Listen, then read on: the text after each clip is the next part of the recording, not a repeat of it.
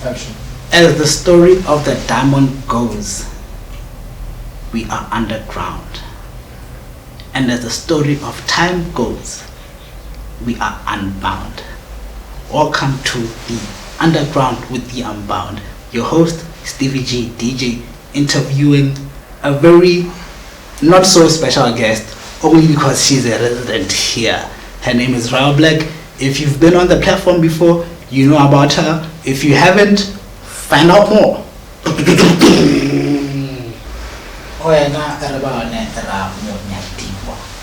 Yes. You know, like I start these things like in the weirdest ways, right? Because right now I'm thinking, how proficient is like your Setswana? Like Setswana sa was like that's not sharp at all.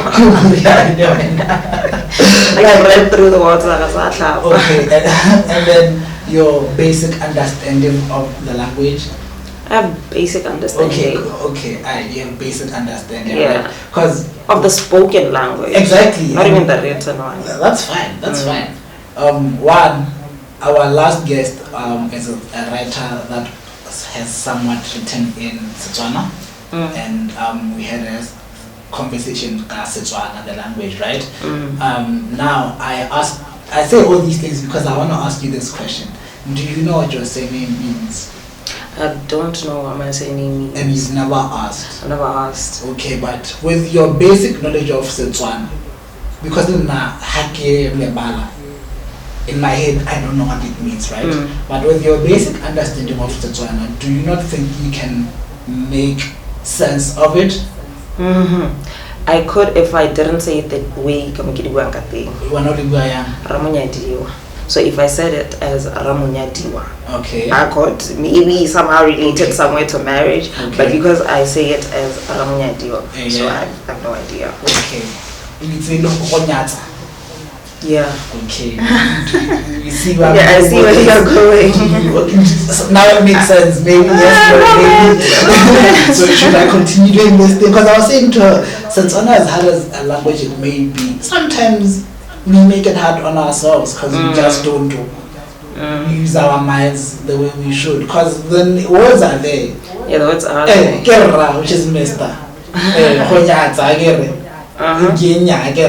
Diwa, Mutonyadiwa, agere. So, Ramonyadiwa, I see what you're doing. I don't know if I agree, but I see what you're doing. Okay, why do you think you don't agree?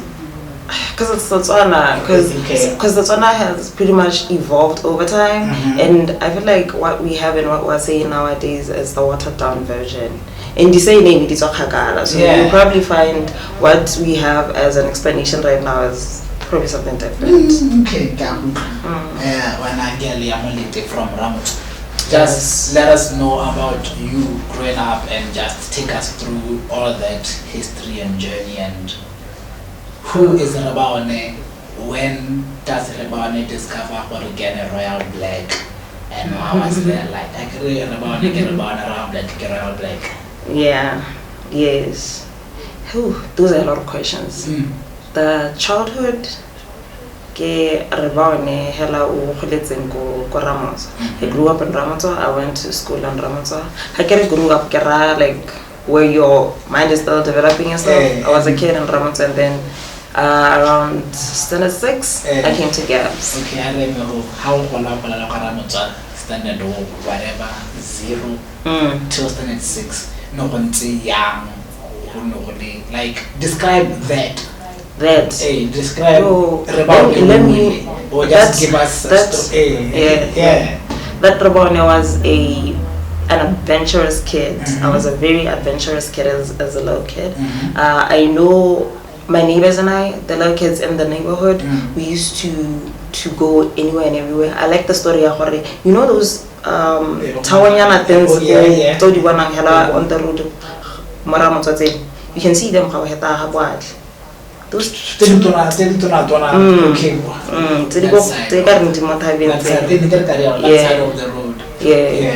when I was a kid, we were like, you know what, we always want to know what's up there. Let's just go there. Wow. And we just went. And it was far from where we lived. Because also we are kids. Distance is much bigger when you're a kid, but it's also not there. Yeah, because it's quite exciting. It's exciting. Yeah. So we went all the way up there.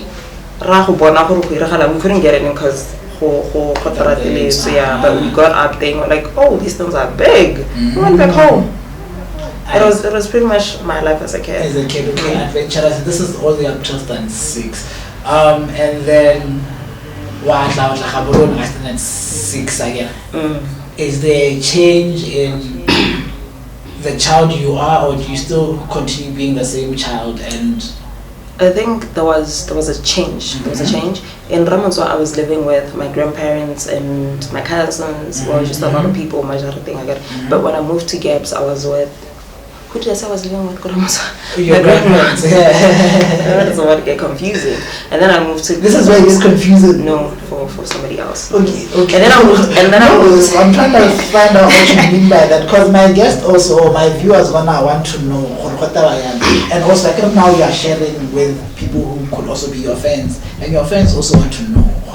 No, it's not confusing. It's not confusing. Let me just say it. Okay. And then I moved to Gabs, and I stayed with my mom and my big brother and my other cousin, who's literally my brother in terms of we grew up together like that. Yeah. So when I came here, it was a more close-knit family, and we lived in a, what do you call it, a gated community. So they exploring the adventurous kid, sort of like it's a new neighborhood, it's new kids, it's Gaps kids, you know, they're not village kids. Village kids, it's we just go wherever, it doesn't even matter, you know. Gaps kids are house kids, especially in a gated community like that. Looking with curiosity. It's a place called It's bro.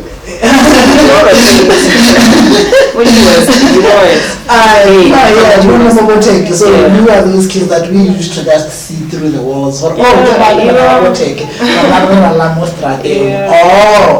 That was the life.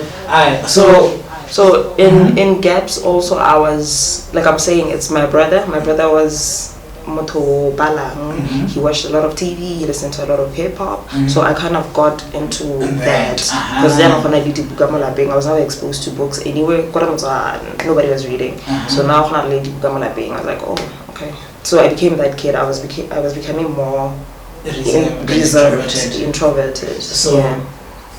Do you now, looking back, think you are both extroverted or introverted, or you're just an introvert, or but you're not extroverted, if I'm being honest, in my experience of you? But yeah, do you think you're both, or you're just introverted? I'm introverted. I have my moments, but I'm mostly just introverted. You're just introverted. Yeah. Okay, that's very interesting. And this move is what shaped all of this. Okay. And then your brother is a reader and listens to hip hop. Does this introduction to reading then influence the decision to write, or you're just reading to pass time and to maybe nourish your brain, if that's what you're doing? I was reading, I was enjoying the reading. But that, like I'm saying, it's also the introduction to hip hop. I was listening to, I think I was introduced to WHP. And then I read also the Harry Potter series. He had the Harry Potter series. I read that, and then I wanted, because I've always believed I can do anything. So I was like, oh, I like what they're doing. And then I just sort of like copied what they're doing. You know how we start off writing, instead of copying what other people are doing. I was copying what JK was doing, what WHP was doing. I was writing that down and saying, I think that is where the writing sort of started. From immediately like even, not even immediately, when I was in Form 1, that is when I was starting to write. I had a diary in front of. Okay, makes sense. Alright, so, wow, now I have a lot of questions. And also it's for the people that are watching, because now if you are, like I'm saying, hoping to get new people who are going to buy your books and make books and maybe watch your screenplays and watch your movies at the time when you make movies, they're going to want to know all these things, right? Yeah. So how Maikano need a school since environment, and did it in any way shape you? because this is where you are also discovering how I'm getting. This is where JK Jaba. Hey, I don't know. I've never thought about that. The influence Meikano had on me. Meikano was. Hey, what's a hard? Because I don't know how to answer it. Yeah, what sort of influence did Meikano have on you, especially since you are no similar happen you are writing? I think Meikano I was an academic kid. I was about the books. I was about passing. And as much as niggas are passing like that, but I was still about academics. I spent most of my time with books with my friends, but really towards the same goal, you know. And Meikano is not, it's, you know, those schools they do hahar. It's not like you are failing. It's not like get out of school. It's not like you're failing. It's not gonna set you back, but it's not like it's gonna propel you like that. So really somewhere you could, it was up to you to choose you know, you could fall on either side. So I think I managed to fall on this other side where because also of the people, the friends I had, you know, we managed to have I managed to have friends we all wanted to get to senior school, we all wanted to get to tertiary. Okay. Here's the thing, right? Having grown up Moji West, Moji West, right about the same time you went to Meikano. I know, like, the environment itself was not the healthiest, right? Every other day there's this, that, and the third going on. Either it's students beating students. I'm gonna say, I feel like G West was like way worse than what Meikano was. For real? Yeah. Ain't no because we heard the stories of G West. No, we also right. So like, but like that's what I'm saying. Like it's you choose which side you're going to follow. I know that, but my question is, I know having seen that, like having seen or having been in an environment where I was able to see all those things, I have a different perspective of other things that I would have not had I not seen those things, right? So I'm thinking and I'm asking you because like I was saying, I was interviewing another person last time, and she mentioned right?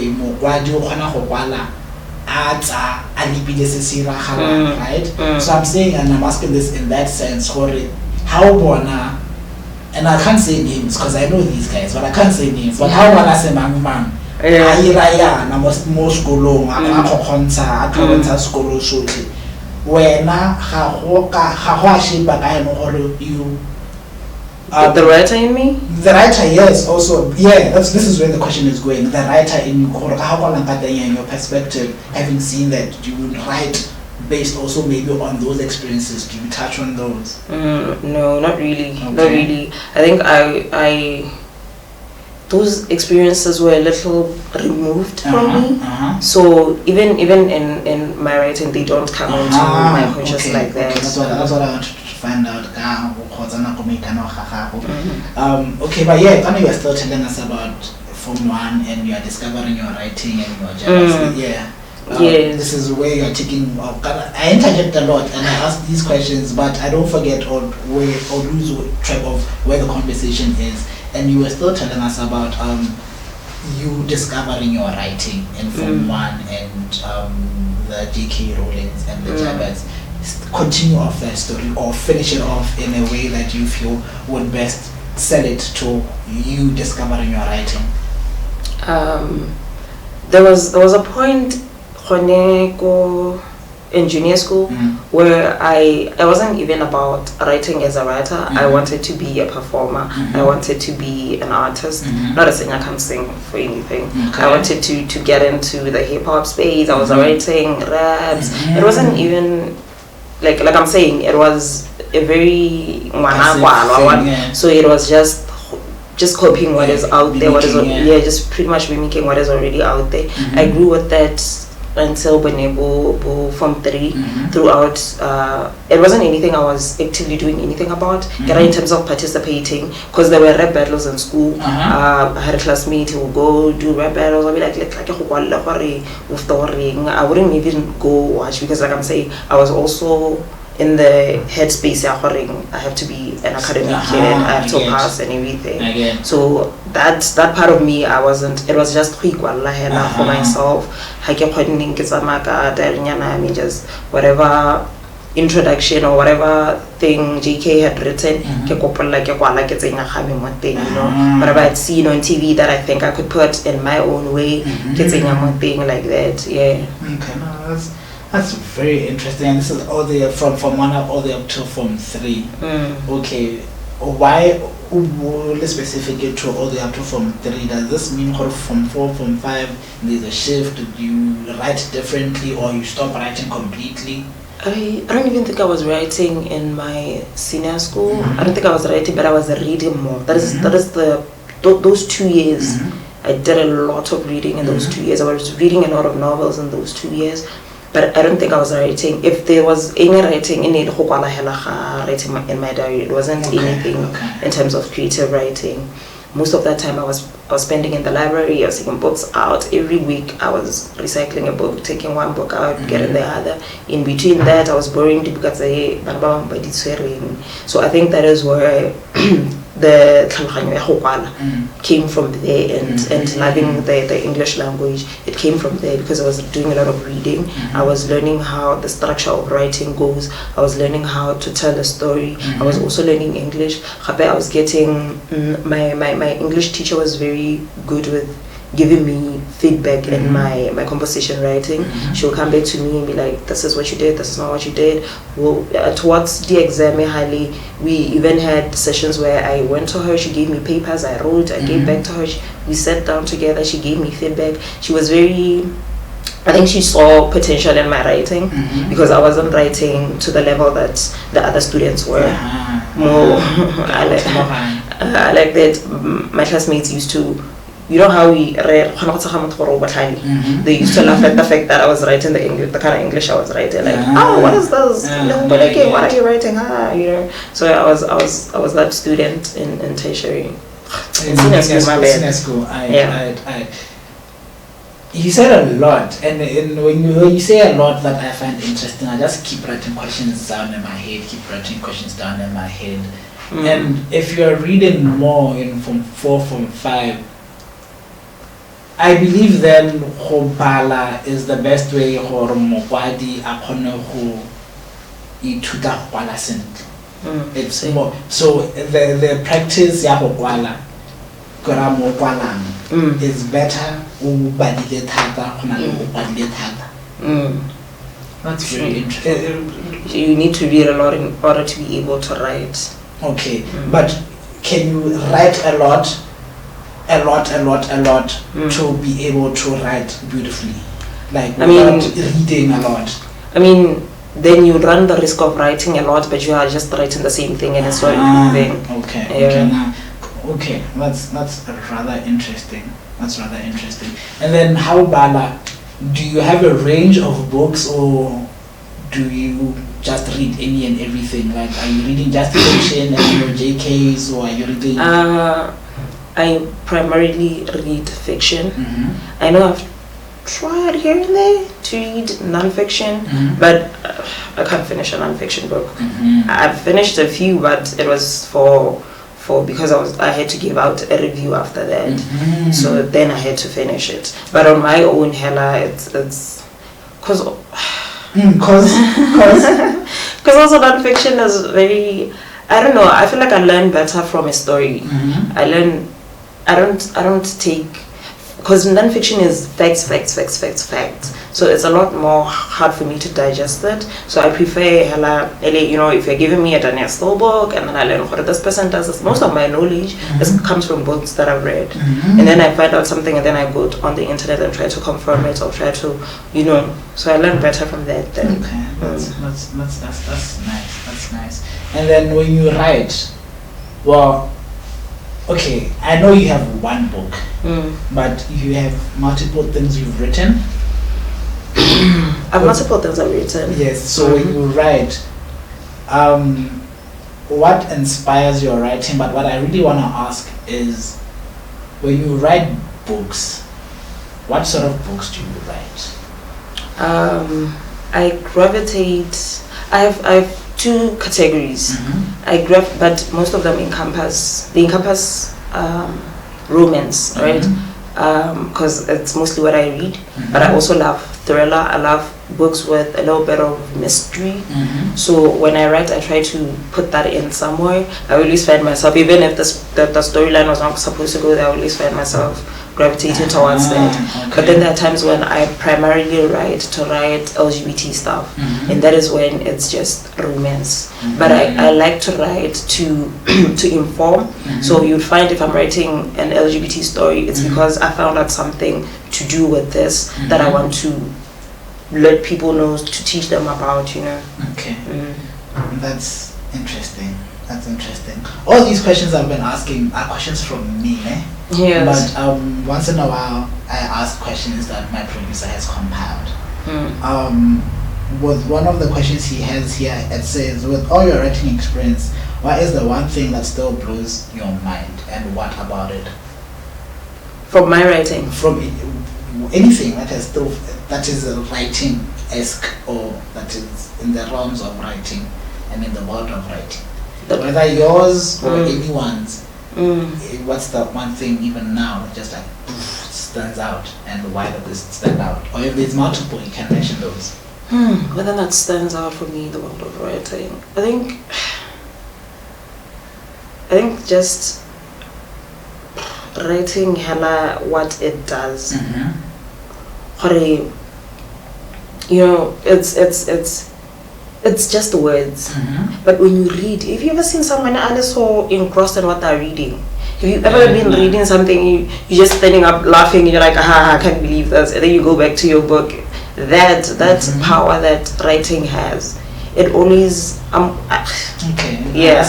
No, it's making me speechless. I don't know.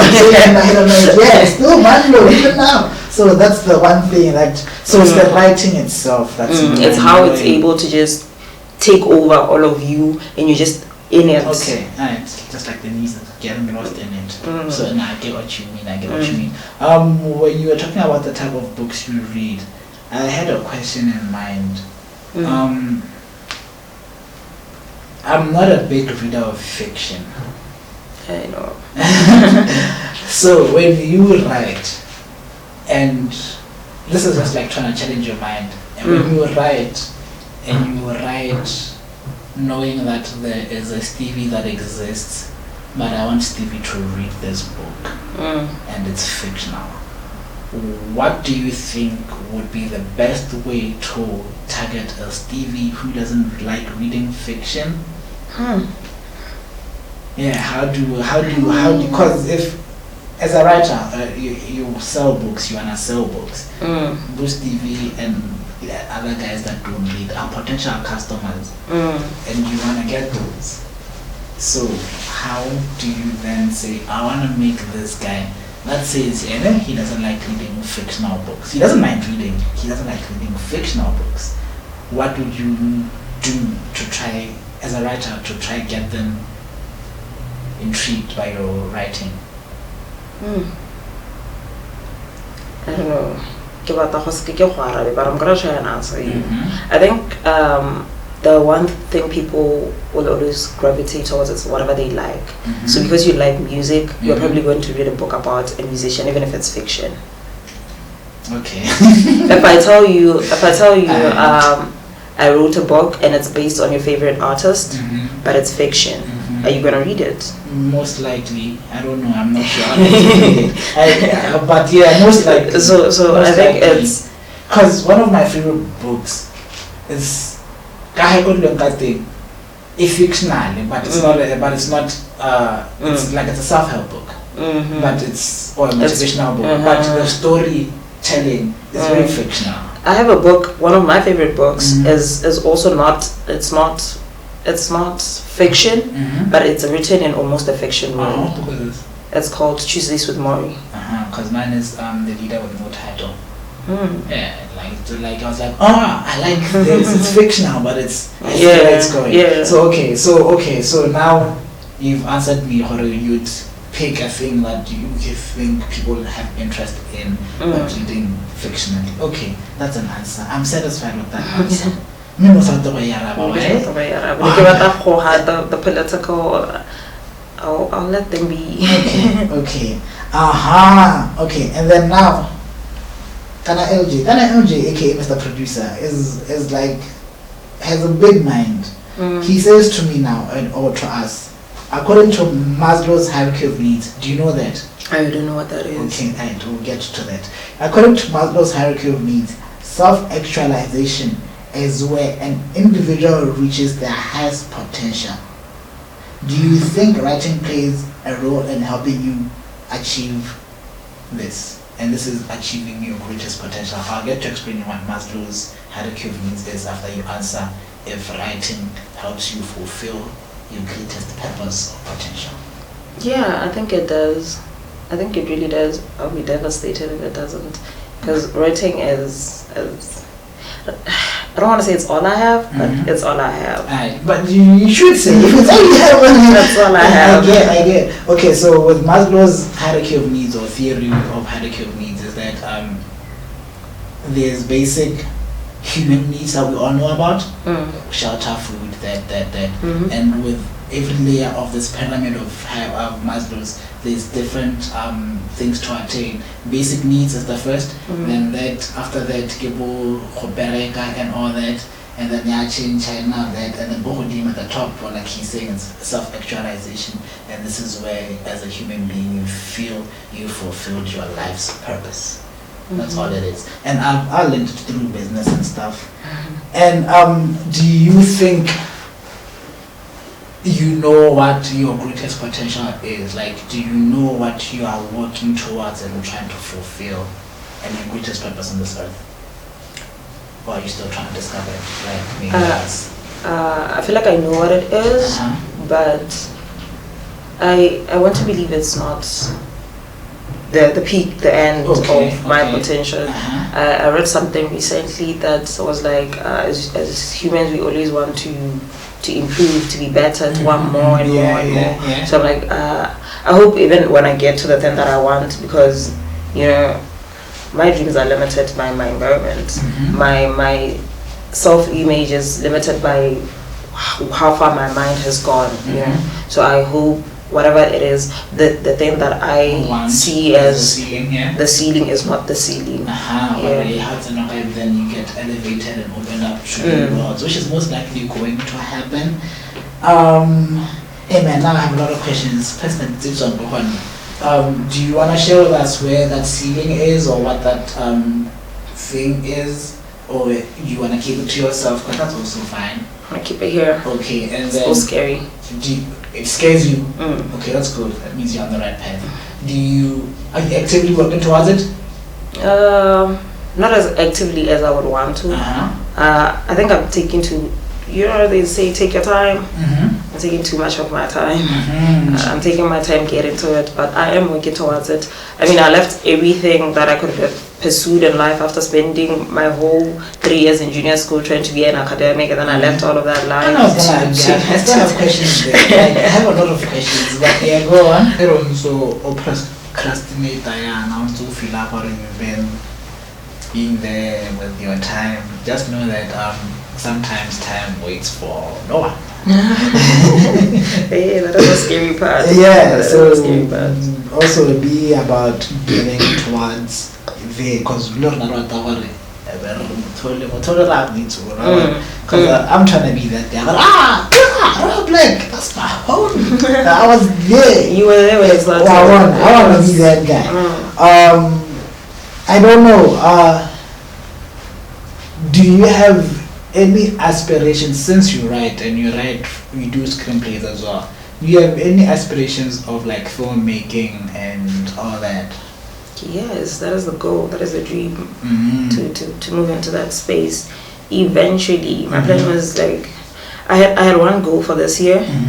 My one goal for this year was I want to be on a film set. Thank God I was on film set this year. That's dope. So now the next goal is finish a script and then get into. Okay, now that's very interesting. And then since that's where you're going and that's what you want to do, Your book, Anatomy of Emotions. If you were to turn that into a book, into a movie or a film or anything that's on screen, what would you like it to be like? What would the outcome be for you? That's the one that you envision.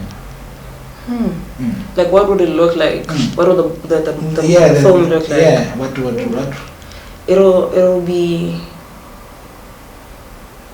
It'll have very little dialogue in it. It'll just be because Anatomy of Emotions is a very sad read.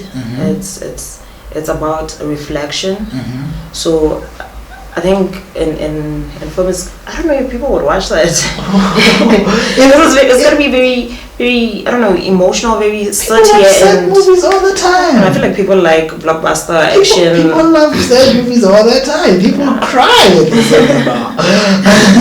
They do, but you I know. mean, hey man, people love those like sad movies that I'm trying to remember.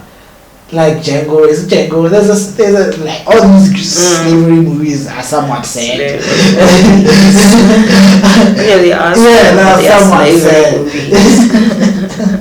Okay, but yeah, a lot of questions. Kind of when you say something, it just picks up in many other things. You said Anatomy of Emotions is a very sad book, a very sad read. But it's also reflective. Take us through that. The way I was seeing it, it's a story of someone going through depression. It's how they are scared of the demons, and then they get close and befriend the demons and like give into this is my life, you know. We all reach the point, this is my life, get that, and this is how I am now. And we reach that point, but eventually get out the other side where you get to be like, you know what, it might be better. It looks like I want this for myself. There's a point there, I want love. I want love is, you're not going to be, you reach a point where you're able to get out of the sadness to be like. So this sad movie of yours that's winning all these awards, after it's done, I don't know, do you see yourself making more movies? Movies, series, yes. Okay, movie series, yes. And have you worked towards that? When I say have you worked towards that, is do you know of any platforms that you can use and leverage, like the multi-choice challenge factory? Have you tried applying for those? Do you know of those? 1, 2, have you tried applying for those? 3, if the answer is no, why not? I know of them. I haven't applied for them because, well, 1, I don't qualify, and 2, I am not yet ready for the ones where I would qualify. I don't think I am where I want to be in terms of the skill. Okay, I have a lot of questions. And these things there to help you get the skills. So I know what you level of skill. You can't go. You have to be having something to go and work on. But you have your screenwriting skills. Yeah, but that my skills are not quantified by anyone. Okay. It's just me having learned how to do what I do through all the other media. And these things, they come out about us Kolong.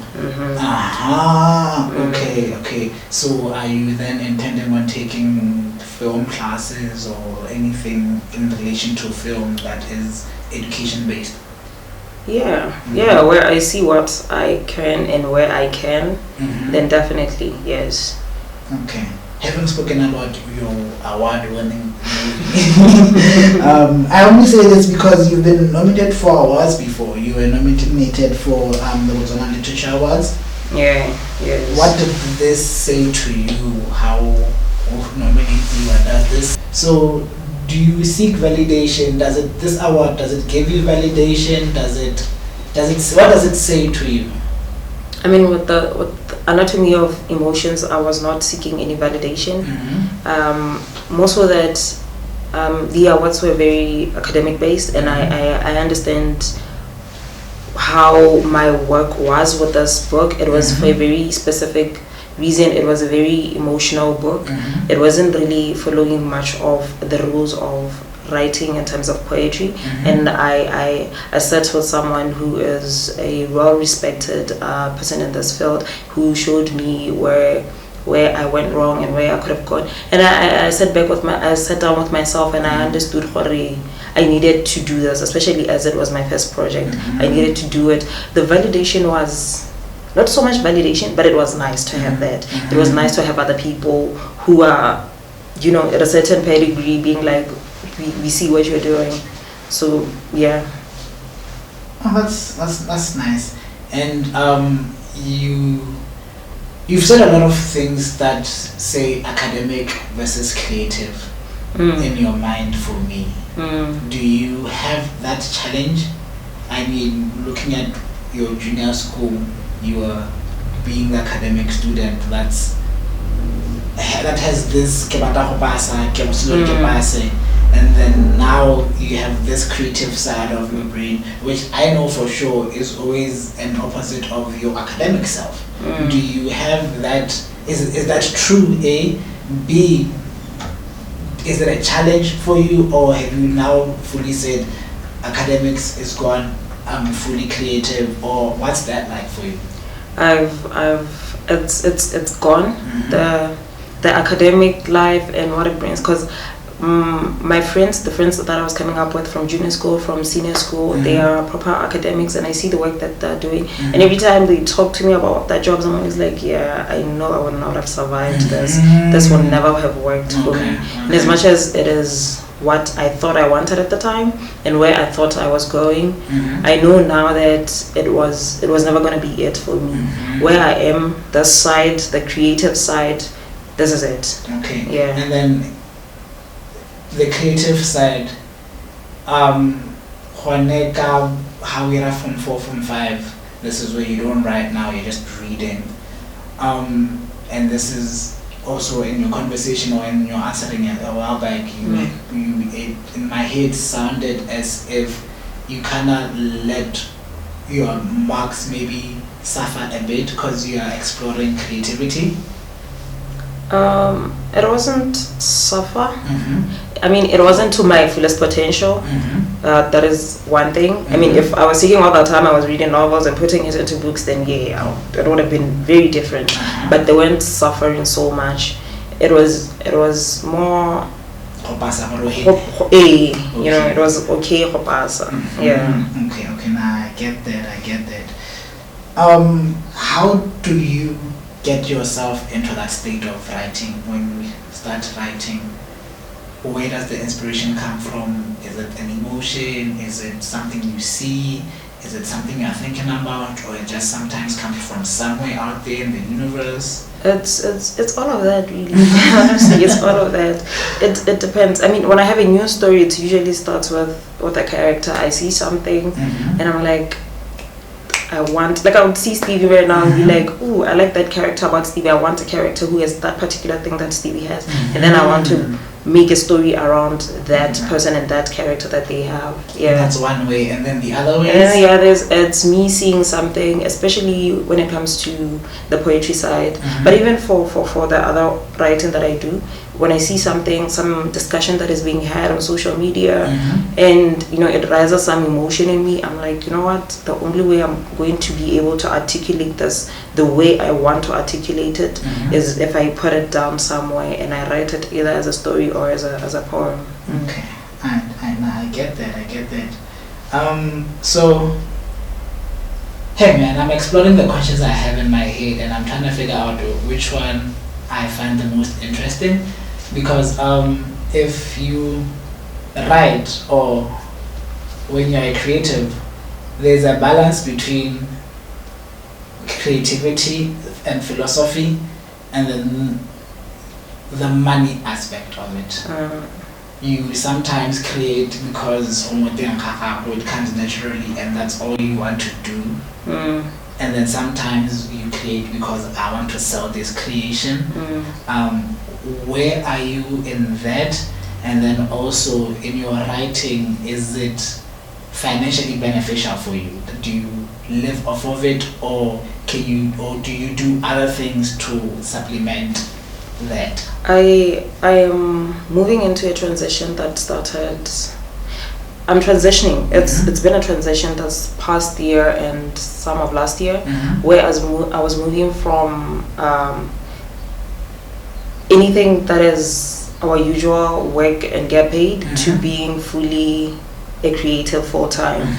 So now I'm trying to figure out which ways can I make money enough out of my creativity to live out of it, which is why right now I am pushing my ghostwriting services and my proofreading services, because it's not necessarily what I love, but it's still in line with it. I still get to write. All the works that you do. Okay, I get what you mean. It's not necessarily me being creative, but it's still in line with English because I love English language. And if I like corrected people, I figured, hey, I could just correct people for money. And get paid for it. Yeah. So I'm trying to build that Rebaone brand that is also so that I can get money because writing a book takes a lot of time, and the process of getting it published also needs money, especially here where we are self-publishing. So the whole journey in between all of that, this is where now I'm building to getting clients for that. For you guys watching this, I would like to say I have used her services before, more than once, and I see the value in it. Especially because as a writer or as a creative that writes stuff, I know my best works, as much as I think it would be the best thing out there. I know I always make these small little grammatical errors that just hinder the way it could be given to somebody who appreciate them more, as opposed to when it's just like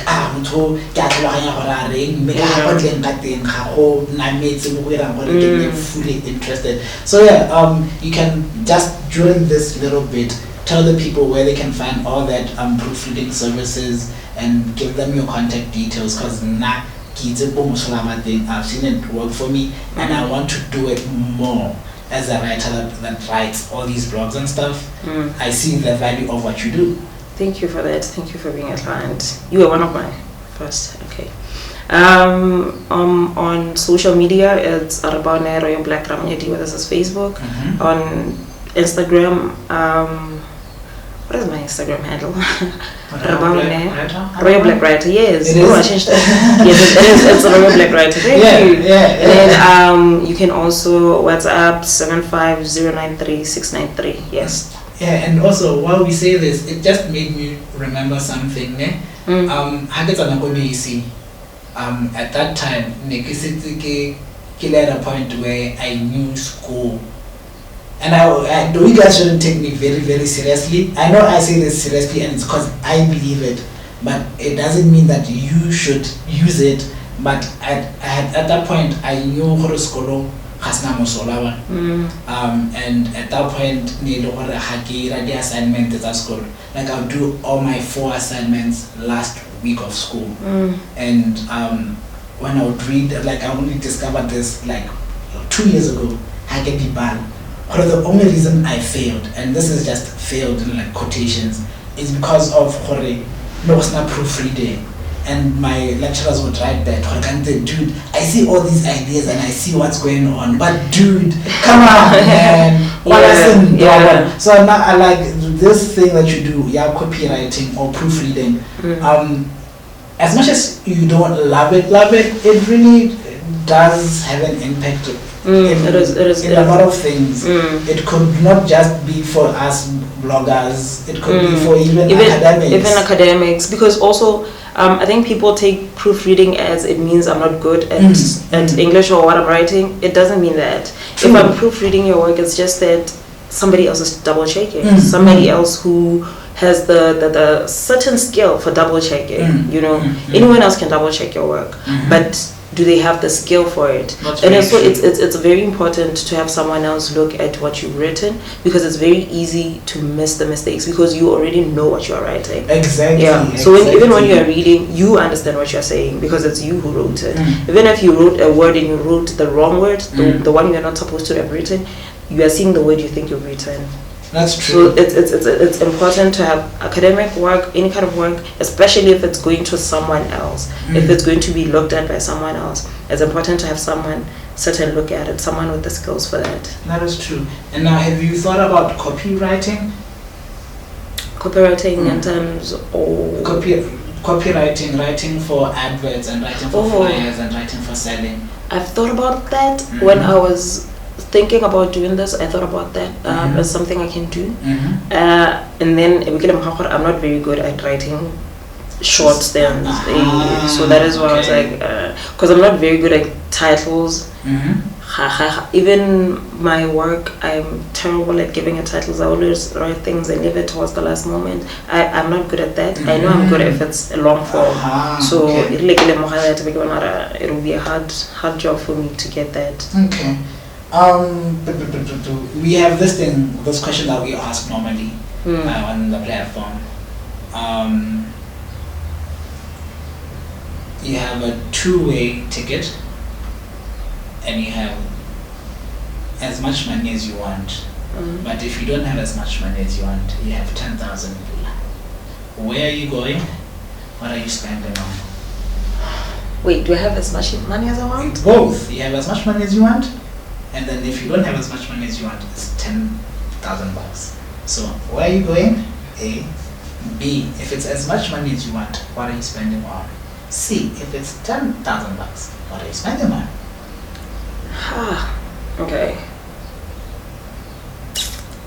Okay, 10,000 bucks. I'm spending it on publishing my book. Okay. Okay. Okay. And then where am I going? Oh, yeah, okay. Could you can I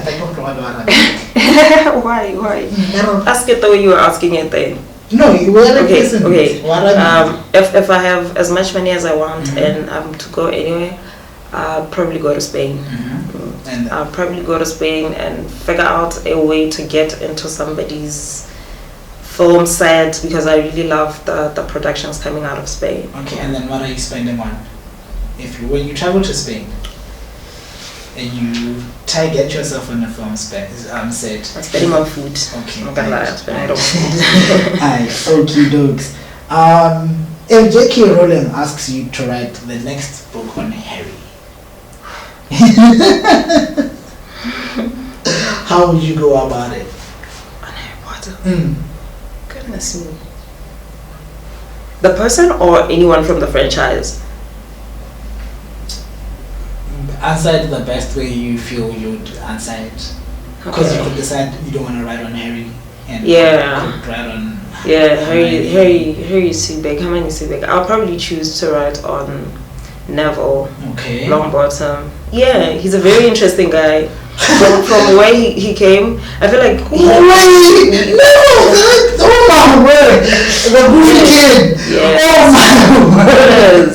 Did you see Neville at the end of the franchise? No, I did not. That is why. Oh wow! He grew up into what?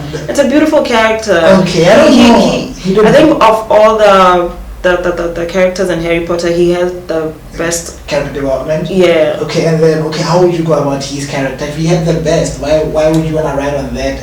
Because we didn't get to see him fully as the person who's confident in himself. He was always the kid who was burning everything, losing his pet, so then I'll write him as who he is now, as the confident dude. He'll probably be a headmaster or something, Alright, now that's very interesting. That's a very interesting character.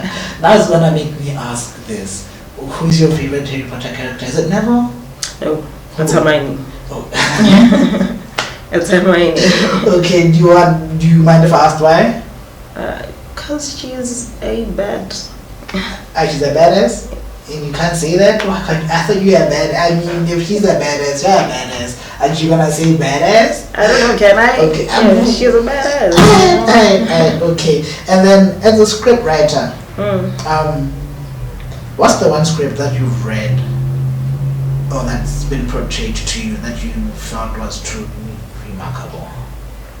Ooh. Okay. There are two. One, it's not the entire script. It's the pilot episode, the especially the opening scene, yeah, Breaking Bad, and then this movie. Breaking Bad. Why am I forgetting what this movie is called? The one with goodness me, Tarantino's movie. Ooh, the name is escaped me. Is it Django? I don't know. No, the one with goodness, all of the characters are gone from my head. Yeah, I'll remember it. I'll come back to it. But yeah, tell me about Breaking Bad. What's this thing that's captivating you about that opening scene? That opening scene, it's. Have you watched Breaking Bad? Yeah, and I feel it's overrated, and I don't know if I said. You know what the problem is? In as much as I love the opening scene, I still haven't finished the series. Okay, you see, but I love that scene. I love the way they did it. It comes on with the drama. What is happening? Why is this guy speeding? What is going on? And especially the way it's written, the way it's written. It's not somewhere in the middle there. And then we get to learn what this guy is just a professor. He came from here and now he's selling drugs, making drugs. Okay, right. Nah, I see it. And do you have a favorite director? Not really. I don't have a favorite director because I have someone I like because of the whole package. Isari, I like the whole package of Isari, the business. Okay, nice. Because she's doing everything. She's even franchising herself into. She's acting. She's producing. She's directing. She's writing. And I love the business acumen. So yeah. And then also now since that you said business acumen, and we spoke about how you're selling your books, it means, or being creative means you're in business. Do you take all of Rebaone or all of Royalblack rather as business and a brand? Yes. I like how you're showing us your Royalblack. Right, and is it a thing that you think Botswana creatives and writers do or they don't, and if they don't or if they do, what does that say about the industry? I think so far what I've seen in Botswana, a lot of creatives take creativity as part-time. It's a part-time thing that we do. Sometimes, when we have time, it's rare to find a creative who's fully doing creative work full-time. You do it on the weekends when you have time, and I think I don't even blame them because this is what the industry is. We're not making money out of creativity like that in this country. Because in other countries you can be a creative full time and be making more money than other professions. Amen. Now, the thing is, you're saying something that I believe, and I also have a lot of things to say about it, right? So when you started writing Feko journaling, right? Then that gap again. When did you start writing again? I think I started writing some point after I left. Before or after I left BAC, sometime there. Yes. Okay. Before you left BAC, right? And that's really good that you say that because I also went to BAC, right? And even then I was a creative. You were a creative then too, right? But you had allowance, right? And because you had allowance as a creative, you didn't feel the need to try and make money off of creativity because you had money. Yes or no? I'm trying to figure out. Well, when I was in BAC, I wasn't really tapping into my creativity. I wasn't doing anything creative, so it wouldn't even have occurred to me. Because from what you're saying, in like a part-time thing, right? It means then because what I also only do is yeah, creativity on it. I got no personal. Most of the books are about creativity because these things that make you money, right? And that then grows into now I have a job, but I'm also a creative. Yeah. So let me do these creative things. And that, right? And yes, it kind of messes up the industry, and that's how the industry started.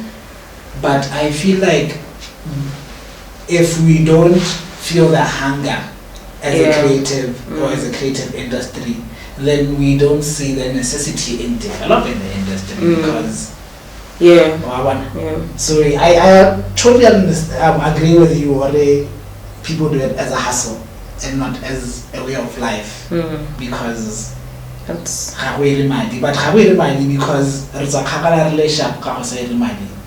because and we are very okay with working for nothing in the creative industry. Honestly, a lot of poets have performed a lot of times. There are very few poets will tell you I've gotten paid for this, especially when we're coming up. But you will find the is very good. You are great performer, and it's not only us. You know, it's a lot of creatives who are willing to work. Everything we do, are willing to do it for free, despite the fact that people are buying equipment with a lot of money. But we you know, it's also because you have something else you're doing. Like you're saying, you're getting money somewhere else, and also because we don't really believe in the industry here. Right. Oh wow, that's a very interesting point, and I won't dive too much into that until I see that we have enough time to go into that. Cause you just said what? I didn't say anything. Oh my word. Wow. I won't dive too much into that. In our conversations offset, we touched a bit on God, right? And Badima, right? Your name is Rebaone, right? Swana sare ina lebe serom, which means right? Has that been the case in your life? Can I give Mr. Producer he has a big brain, right? Wow, right? Then your name is Rebaone. How has your name played a role in where you are currently in life? I mean, my name is why we have Anatomy of Emotions at this point. Yeah, because I really believe I am nothing without God. I can call it God, I can call it Badimo, the universe. It doesn't really matter much to me because I feel like it's the same being. You know, so my name is where remembering we really do belong to. We are not here on our own. Yeah. Wow. That was a really good question, Mr. Producer. Being a writer and having found, because I believe publishing a first book is like a milestone for any writer. So having reached that and having that bit of success, what do you say to aspiring writers and upcoming writers? What would you share to them, and what challenges have you faced? I don't like to speak about challenges. Challenges deter people. People hear challenges and they stop. So I just want to say to anybody who's wanting to put up that work out there, do it. You know, just do it. Forget about the excuses. This is the best thing I've ever learned. I learned from Isari. You know, whatever you have around you, use that. Use whatever is available to you. Don't wait to have the best laptop, the best this, the best software. Just work with what you have and put it out there. Someone will appreciate it, someone will want it. Okay. 3 last questions in 1 minute. Tell us, what is Noir? 2, what are you currently working on? This one we've already answered, but just share it again. Where do we connect with you, and for people to also try and get your book, and then you can give us your last words in 1 minute. prominent. One, Lost Noir is the best thing to come out of BW in this century. That is Lost Noir. Alright. Two, what am I currently working on? I'm working on revamping and getting back to my Patreon account, which is where I'll be putting up a lot of content. I'm doing this in sort of a campaign towards putting out a book, my first novel, and then where connect with you? Facebook, Rebaone, Royalblack, Ramonyadiwa, Instagram at Royalblack writer. I don't know how I know this. Royalblack writer. And then any last words? And then let's make my night of creativity, please. Boom. And that's how we wrap it up.